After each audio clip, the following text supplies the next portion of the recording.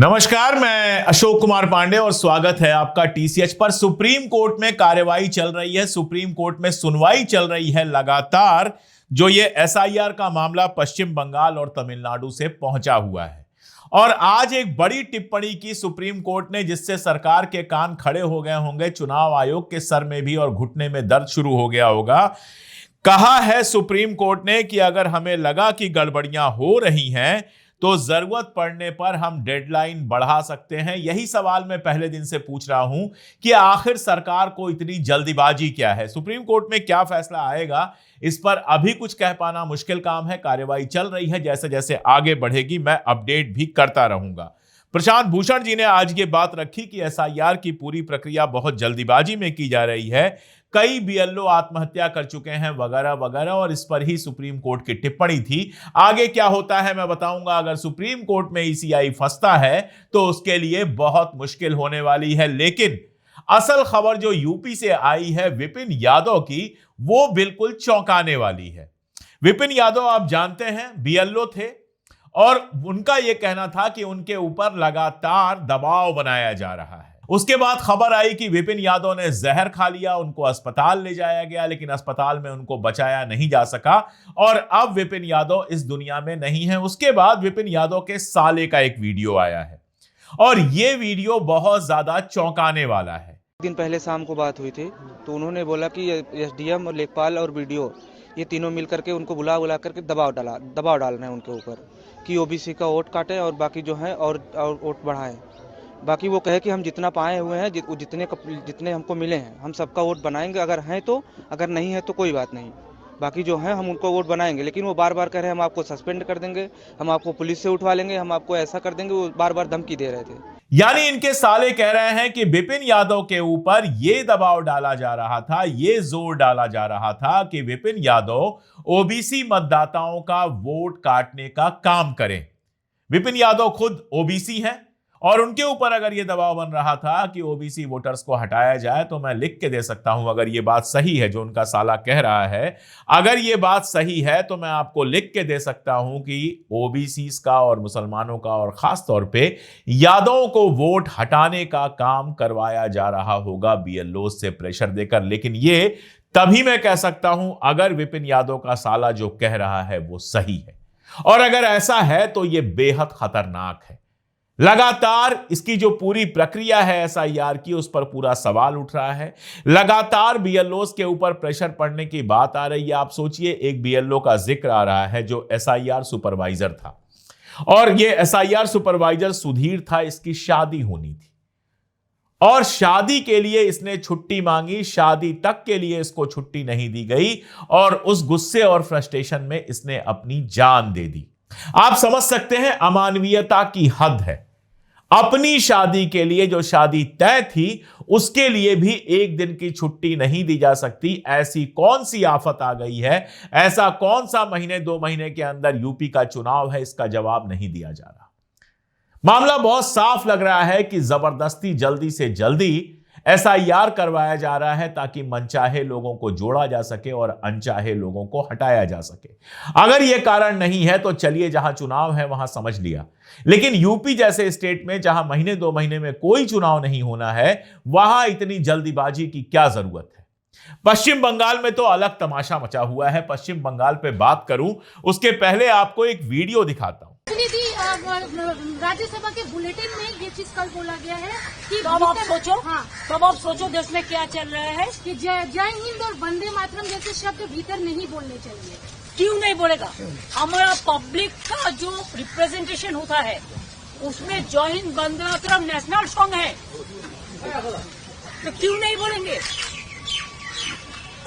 हम जय बांग्ला बांग्ला में बोलते हैं, वंदे मातरम कहते हैं, ये हमारा आजादी का स्लोगन है, नेशनल सॉन्ग है। और जय हिंद नेताजी का नारा है, जो नारा लेके हम लोगों ने लड़ा है, अभी भी हमारे देश का नारा है। इसको जो टकराएगा चूर चूर हो जाएगा। जिस वंदे मातरम को लेकर नरेंद्र मोदी तमाशा मचा रहे थे, जिस वंदे मातरम को लेकर सारे मुसलमानों पर सवाल उठाया जा रहा था, अब राज्यसभा का एक बुलेटिन आया है जिसमें कहा गया है कि वंदे मातरम और जय हिंद राज्यसभा के अंदर, सदन के अंदर नहीं बोला जाना चाहिए, जिस पर ममता जी की प्रतिक्रिया आप बहुत कायदे से देख चुके हैं। ये देशभक्ति है हमारे देश में। ये सरकार कर रही है कि आप जय हिंद और वंदे मातरम सदन के अंदर नहीं बोल सकते हैं, बाहर के लिए मुसलमानों पर सवाल उठाओगे, दुनिया भर के तमाशे करोगे, लेकिन जय हिंद और वंदे मातरम संसद में नहीं बोल सकते हैं। जाहिर है कि ये दोनों बंगाल से जुड़े हुए हैं। जय हिंद का नारा दिया था सुभाष चंद्र बोस ने, और वंदे मातरम जहां से आता है आनंद मठ से, वो भी बंगाल में लिखा गया था, बंकिम बाबू ने उसको लिखा था। मुझे लगता है कि अब इसको मुद्दा बनाएंगी और पूरी तरह से चुनाव में भुनाएंगी ममता दीदी। ममता दीदी वैसे भी एसआईआर को लेकर और बाकी सारी चीजों को लेकर बहुत ज्यादा एक्टिव हो गई हैं। एक रैली थी 25 तारीख को जिसमें उन्होंने बीजेपी को खुली धमकी दी है। उन्होंने कहा है कि अगर बीजेपी बंगाल में मुझे नुकसान पहुंचाने की कोशिश करेगी तो मैं पूरे भारत में उसकी नींव हिला दूंगी। बातें कहने में अच्छी हैं। ममता जी पूरे देश में चुनाव लड़ने की कोशिश कर चुकी हैं। गोवा में चुनाव लड़ी थी और भी कई जगहों पर चुनाव लड़ी थी। कांग्रेस का नुकसान भले पहुंचा ले, लेकिन भारतीय जनता पार्टी का कोई नुकसान ममता बनर्जी नहीं कर पाई। ममता बनर्जी पे मैं खास तौर पे बात इसलिए कर रहा हूं कि एक जमाने में बंगाल में बीजेपी का वही हाल था जो केरला में था। एक सीट नहीं मिलती थी, बंगाल में कोई बीजेपी का नाम लेने वाला नहीं था। उसके बाद अटल बिहारी वाजपेयी की गवर्नमेंट आई, उसमें ममता बनर्जी ने समर्थन दिया और इस तरह से भारतीय जनता पार्टी के लिए रास्ता खोल दिया बंगाल के अंदर। जब तक ममता बनर्जी के साथ रही भारतीय जनता पार्टी, तब तक साथ रही। जब अलग हो गई ममता बनर्जी तो भारतीय जनता पार्टी बंगाल में पैठ बना चुकी थी। उनकी ही पार्टी से कई लोगों को तोड़ लिया और बंगाल में भारतीय जनता पार्टी बेहद मजबूत बनकर उभरी। ममता बनर्जी के लिए भारतीय जनता पार्टी एक अच्छा दुश्मन है, क्योंकि ध्रुवीकरण हो जाता है हिंदू, मुस्लिम और सेकुलर, नॉन सेकुलर वोट का, जिसमें ममता बनर्जी को भी अच्छा खासा फायदा मिलता है। नुकसान यह हुआ कि कांग्रेस और कम्युनिस्ट पार्टी वहां पर खत्म हो गई और ममता बनर्जी यही चाहती थी कि कांग्रेस और कम्युनिस्ट वहां पर खत्म हो जाए। इसीलिए वो कांग्रेस के साथ गठबंधन करने से बचती हैं, इसीलिए कांग्रेस पर लगातार हमलावर रहती हैं, इसीलिए कांग्रेस के बहुत सारे नेताओं को उन्होंने अपनी पार्टी में शामिल कर लिया और जो जो किया वो सब आप जानते हैं। अब हालत ये हुई है कि पिछले चुनाव में भारतीय जनता पार्टी दूसरे नंबर की पार्टी बनकर उभर गई है और इस बार केंद्र सरकार के सहारे एसआईआर वगैरह का वो सब खेल खेलना चाहती है कि बंगाल में उसकी सरकार बन जाए। अब ममता बनर्जी जी को भारतीय जनता पार्टी का भय सताना शुरू हुआ है और वो इस तरह के डायलॉग दे रही हैं कि बंगाल में मुझे नुकसान पहुंचाने की, अरे भाई जब चुनाव लड़ेगी तो आपको नुकसान पहुंचाने के लिए ही करेगी ना। चुनाव लड़के ममता बनर्जी को मुख्यमंत्री बनाने की मांग तो नहीं करेगी भारतीय जनता पार्टी। तो पूरे देश में उसकी नींव हिलाने से अब तक आपको कौन रोक रहा था? इसका मतलब यह है कि अभी तक आपके और बीजेपी के बीच में समझौता था कि बंगाल में वो आपको नुकसान न पहुंचाएं और देश में आप उनको नुकसान नहीं पहुंचाएंगी। और अब भारतीय जनता पार्टी अपने आदत के अनुसार जब उंगली पकड़ के पहुंचे तक पहुंच गई है तो ममता जी को यह समस्या हो रही है कि कहीं बंगाल में उनकी सरकार न चली जाए।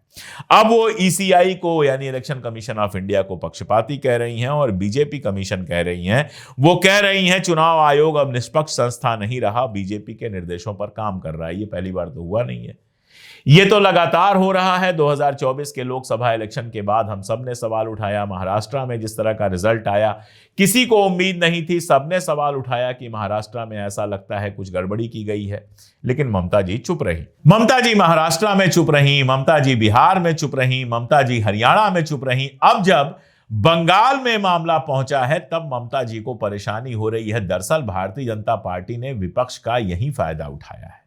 विपक्ष में जो फूट है, एक दूसरे को हराने का मामला है, विपक्ष में जो बहुत सारे ऐसे नेता हैं जिनको लगता है कि भारतीय जनता पार्टी हमारे लिए खतरा नहीं है, पहले कांग्रेस को निपटा लें, पहले इनको निपटा लें, पहले उनको निपटा लें, इसी का फायदा उठाकर एक एक करके भारतीय जनता पार्टी पूरे देश में फैलती चली गई है और अब उसकी निगाह बंगाल पे है। हालांकि ममता जी ने जो सवाल उठाए हैं वो बुरे नहीं है, सवाल सही हैं। उन्होंने कहा पहले एसआईआर का प्रोसेस 2-3 साल में होता था, लेकिन अब इसे सिर्फ 2 महीने में करने का दबाव बनाया जा रहा है। उन्होंने कहा कि यह इनह्यूमन है और अनप्लान्ड है। बात सही कही, इनह्यूमन भी है। मैंने आपको दिखाया कम से कम 2 आत्महत्याओं के बारे में मैंने आपको डिटेल में बताया कि क्या हालत है, किस तरह से प्रेशर बनाया गया। बंदे की शादी थी, शादी तक की छुट्टी नहीं दी गई। कहीं बंदे के ऊपर इतना प्रेशर बनाया गया कि उसने जहर खा लिया। तो यह सारा कुछ तो है, लेकिन विपक्ष इस मुद्दे पर एक साथ आने की जगह बटा हुआ ज्यादा नजर आ रहा है। अगर एक साथ आकर इसका जबरदस्त विरोध किया जाता तो शायद कुछ असर पड़ता। अब तो सारा दारोमदार जो है वो सुप्रीम कोर्ट के ऊपर है। अगर सुप्रीम कोर्ट एसआईआर के प्रोसेस को और ज्यादा वक्त देने की बात करता है या कुछ और बात करता है तब तो कोई बात है। अदरवाइज एसआईआर जैसा नरेंद्र मोदी, जैसा ज्ञानेश कुमार चाहते हैं वैसा ही होगा। ममता जी कितना भी शोर कर लें, कोई खास असर होने वाला नहीं है। और एसआईआर के अंदर कैसे कैसे खेल हो रहे हैं। डबल इंजन की सरकार है मध्य प्रदेश में, वहां से आपको एक खबर बताता हूं। दतिया जिले की बात है। दतिया जिले में एसआईआर प्रक्रिया से जुड़ा हुआ एक आदेश निकला जिसमें बीएलओज का जो सहयोग करने वालों की सूची बनी, यानी कि ऐसे लोग जो बीएलओज को सहयोग करेंगे उसमें भारतीय जनता पार्टी और आरएसएस से सीधे जुड़े लोगों का नाम था। मतलब बीएलओ की हेल्प करने के लिए बीजेपी और आरएसएस के लोगों को नियुक्त कर दिया गया। आप सोचिए वो बीएलओ की हेल्प करेंगे या फिर अपने मनचाहे नाम जुड़वाएंगे और अनचाहे नाम कटवाएंगे। ये समझना कोई मुश्किल काम नहीं है। बीएलओ सहायक की नियुक्ति के लिए जिला प्रशासन ने सभी विभागों से कर्मचारियों की सूची मांगी थी। इस पर विभागों ने कर्मचारियों की सूची जिला प्रशासन को भेजी, लेकिन इस सूची में भारतीय जनता पार्टी और आरएसएस से डायरेक्ट जुड़े हुए कुछ लोगों का नाम था। और जब यह नाम सामने आया तो कांग्रेस ने इस पर तीखी आपत्ति दर्ज की और कहा कि यह पूरे डेमोक्रेटिक प्रोसेस के साथ खिलवाड़ है। दतिया के जो जिला कांग्रेस कमेटी के अध्यक्ष हैं अशोक दांगी, उन्होंने निर्वाचन आयोग, कलेक्टर, एसडीएम सबको शिकायत भेजी और इसके बाद जीतू पटवारी जो प्रदेश अध्यक्ष हैं उन्होंने कहा कि चुनाव आयोग के बाद अब प्रशासन भी सत्ता और संगठन की खुली कठपुतली की तरह नाचता हुआ नजर आ रहा है। सूची वायरल की गई, पूरे सोशल मीडिया पे सूची वायरल की गई, बहुत सारा तमाशा हुआ और उसके बाद एसडीएम ने जो आदेश जारी हुआ था बीएलओ सहायकों की नियुक्ति का वो तुरंत रद्द किया। दतिया के कलेक्टर हैं स्वप्निल वानखेड़े, उन्होंने बताया कि सहायक के लिए जो सूची बनाई गई थी उसमें कुछ लोग पॉलिटिकल पोस्ट पे थे, यानी कि बीजेपी और आरएसएस से सीधे जुड़े हुए थे और इसीलिए उस आदेश को निरस्त कराया गया। अब जांच वगैरह करने की बात हो रही है। जो पकड़ में आ गया उसकी तो जांच भी हो जाएगी, वो निरस्त भी हो जाएगा, लेकिन बहुत साफ है कि अंदर अंदर ये खेल चल रहा है कि इस पूरे प्रोसेस में आरएसएस और बीजेपी के लोग शामिल हों और वो लोग शामिल होकर उन सूचियों में जो नई मतदाता सूचियां बन रही हैं उसमें ऐसे लोगों को जोड़ें जो भारतीय जनता पार्टी को वोट देंगे, भले वो महाराष्ट्र के रहने वाले हों, पंजाब के रहने वाले हों, यूपी के रहने वाले हों, और ऐसे लोगों का नाम हटा दिया जाए जिनके बारे में यह माना जाता है या जिनसे यह उम्मीद है कि वो भारतीय जनता पार्टी को वोट नहीं देंगे। ये सारा खेल लगातार एसआईआर के नाम पर चल रहा है। सवाल यह है कि ये खबरें क्या सुप्रीम कोर्ट के पास नहीं पहुंच रही हैं? जो खबरें हर जगह वायरल हैं, जो खबरें हर जगह अखबारों में छपी हैं, क्या सुप्रीम कोर्ट इसका सीधा संज्ञान नहीं ले रहा है? क्या सुप्रीम कोर्ट सीधे सीधे ये पूछ नहीं सकता है कि भैया ये बताओ इसको 2 महीने में इतनी जल्दी खत्म कराने की क्या तेजी है? ऐसी कौन सी जल्दी है कि इसको 2 महीने में ही पूरा कराना है? यह सवाल तो कम से कम सुप्रीम कोर्ट पूछ ही सकता है। पिछली बार भी एसआईआर का मामला बिहार चुनाव से पहले सुप्रीम कोर्ट में गया, कहीं कोई फैसला नहीं आया। डेट पे डेट पड़ती रही, तारीख पे तारीख पड़ती रही, सुनवाई पे सुनवाई होती रही और फाइनली कुल मिलाजुलाकर अगर एक चीज देखें हुई तो यह हुआ कि चुनाव आयोग ने कहा कि आधार कार्ड को भी मान लीजिए पहचान के लिए और आधार कार्ड को मान लिया गया। इससे ज्यादा कोई फैसला सुप्रीम कोर्ट से नहीं आया। तब गवई साहब सुप्रीम कोर्ट के सीजेआई थे, अब सूर्यकांत साहब जो हैं सीजेआई हो गए हैं। सवाल यह है कि देश के लोकतंत्र पर जब सीधे सीधे इतना बड़ा हमला दिखाई दे रहा है तो आखिर सुप्रीम कोर्ट क्यों चुप है? क्या सुप्रीम कोर्ट को यह दिखाई नहीं दे रहा कि बीएलओज के ऊपर प्रेशर इतना ज्यादा पड़ रहा है कि वो बियर नहीं कर पा रहे हैं? क्या सुप्रीम कोर्ट को यह दिखाई नहीं दे रहा कि बीएलओज अपनी जान दे रहे हैं? कोलकाता की बात बताऊं, मंगलवार को बीएलओज ने वहां पर मुख्य चुनाव अधिकारी कार्यालय के सामने एसआईआर वर्कलोड के खिलाफ विरोध प्रदर्शन किया। प्रदर्शनकारियों का आरोप था कि उन पर जो प्रेशर पड़ रहा है वो बहुत ज्यादा है, लेकिन उनको वहां तक पहुंचने नहीं दिया गया और उसके पहले ही बसों में भरकर हटाया गया। अब हालत यह है कि बंगाल के जो मुख्य चुनाव अधिकारी हैं उन्होंने कलकत्ता पुलिस को पत्र लिखा है कि उनको खतरा है और उनकी सुरक्षा बढ़ाई जाए। सवाल आप पर सुरक्षा बढ़ाने का नहीं है, बिल्कुल आप सुरक्षित रहने चाहिए, आपके ऊपर किसी तरह का कोई खतरा नहीं होना चाहिए। सवाल कुल मिलाजुलाकर यह है कि बीएलओ जो जान दे रहे हैं उसकी जिम्मेदारी किसकी है। और आप देखिए, इस पर ध्यान देने की जगह प्रशासन लगातार बीएलओस को सस्पेंड कर रहा है, कहीं उनकी तनख्वाह काटी जा रही है, कहीं नोटिस दिया जा रहा है। मैं तो यही कहूंगा कि भाई जान मत दो, अगर नहीं बर्दाश्त हो रहा है, लग रहा है एकदम काम नहीं कर पाओगे, बेहतर है नौकरी छोड़ दो। एक खबर आई भी थी, किसी महिला टीचर ने अपनी नौकरी छोड़ दी थी, वो बेहतर है। जिंदा रहोगे तो जिंदगी में कुछ कर पाओगे, जिंदगी दूसरा रास्ता दिखाएगी। कोर्ट में चले जाओ, इस प्रेशर के खिलाफ कुछ भी करो, लेकिन जान मत दो, क्योंकि एक बार जान चली गई तो वापस लौटकर कुछ नहीं आना है। आप सोचिए, जिस आदमी ने शादी से पहले अपनी जान दे दी, जिस लड़की से शादी होने वाली थी उनकी, उसके ऊपर क्या गुजरेगा?